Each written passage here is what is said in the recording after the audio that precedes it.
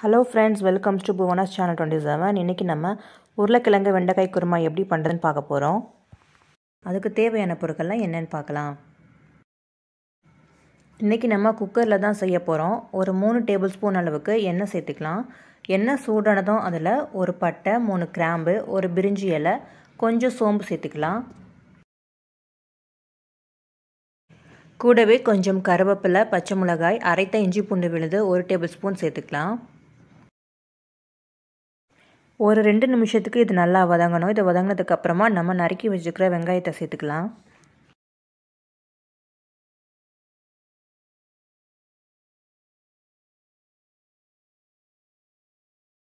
ரெண்டு medium size வெங்காயத்தை பொடியாக கட் பண்ணி வச்சுருக்கேன். இப்போ அது கூட சேர்த்து நம்ம வதக்க ஆரம்பிச்சிடலாம்.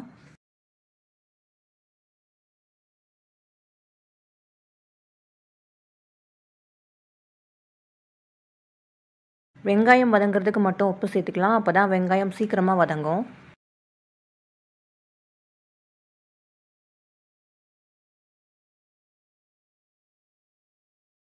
வெங்காயம் நல்லா வதங்கினதுக்கப்புறமா நம்ம கட் பண்ணி வச்சுருக்கிற வெண்டைக்காயை அது கூட சேர்த்துடலாம். இன்றைக்கி நான் 250 கிராம் வெண்டைக்காய் எடுத்திருக்கேன். அது நல்லா சுத்தமாக கழுவிட்டு தண்ணி இல்லாமல் நல்லா தொடச்சிட்டு அதுக்கப்புறமா கட் பண்ணிக்கோங்க.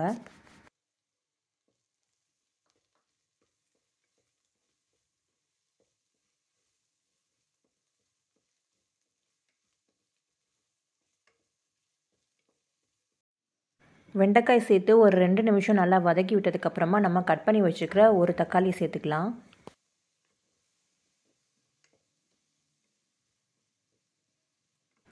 நம்ம சேர்த்த வெங்காயம், தக்காளி, வெண்டைக்காய் இது எல்லாமே நல்லாவே வதங்கிருச்சு. இப்போ இது கூடவே 1/2 டீஸ்பூன் அளவுக்கு மஞ்சள் பொடி சேர்த்துக்கிறேன். கூடவே கரம் மசாலா பொடி 2 டேபிள் ஸ்பூன், மிளகாய் பொடி 1 டீஸ்பூன், தனியா பொடி 1 டீஸ்பூன் சேர்த்துக்கலாம். இந்த மசாலா பொடிகள் எல்லாம் நல்லா கலக்கிற அளவுக்கு நம்ம ஒரு தடவை நல்லா கிளறி விட்டுக்கலாம். 3 உருளைக்கிழங்க தோல் சீவிட்டு பெரிய துண்டுகளாக கட் பண்ணி வச்சுருக்கேன். அதையும் இது கூட சேர்த்துக்கலாம்.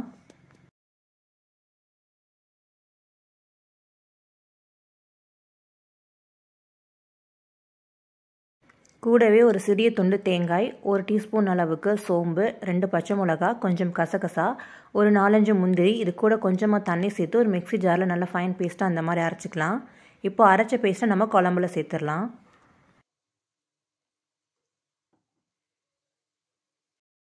தேவையான அளவு தண்ணி சேர்த்துக்கோங்க.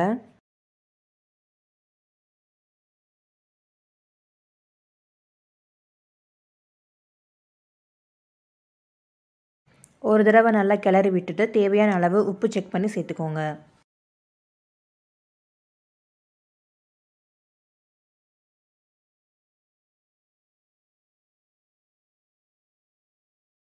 இப்போது குக்கர் மூடி ஒரு 2 விசில் வரைக்கும் வச்சுக்கலாம். 2 விசில் வரைக்கும் வச்சா போதும். உருளைக்கிழங்கு நல்லாவே வெந்துடும். இப்போ 2 விசில் வச்சாச்சு. இப்போ நம்ம ஓப்பன் பண்ணி பார்க்கலாம். பாருங்கள், நம்முடைய உருளைக்கிழங்கு வெண்டைக்காய் குருமா ரொம்பவே சூப்பராக ரெடி ஆயிடுச்சு.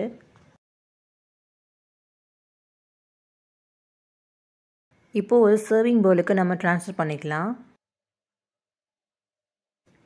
வெண்டைக்காய் உருளைக்கிழங்கு குருமா எப்படி ரொம்ப ஈஸியாக செய்கிறது அப்படின்னு நம்ம இந்த வீடியோவில் பார்த்தோம். இந்த வீடியோ உங்களுக்கு பிடிச்சிருந்தா மறக்காமல் நம்முடைய சேனலையும் சப்ஸ்கிரைப் பண்ணிக்கோங்க. இதே மாதிரி இன்னும் நிறையா கிரேவி ரெசிபிஸ் நம்ம சேனலில் ஆல்ரெடி அப்லோட் பண்ணியிருக்கோம். அதையெல்லாம் தேவைப்படுறவங்க செக் பண்ணி பாருங்கள். தேங்க்ஸ் ஃபார் வாட்சிங்.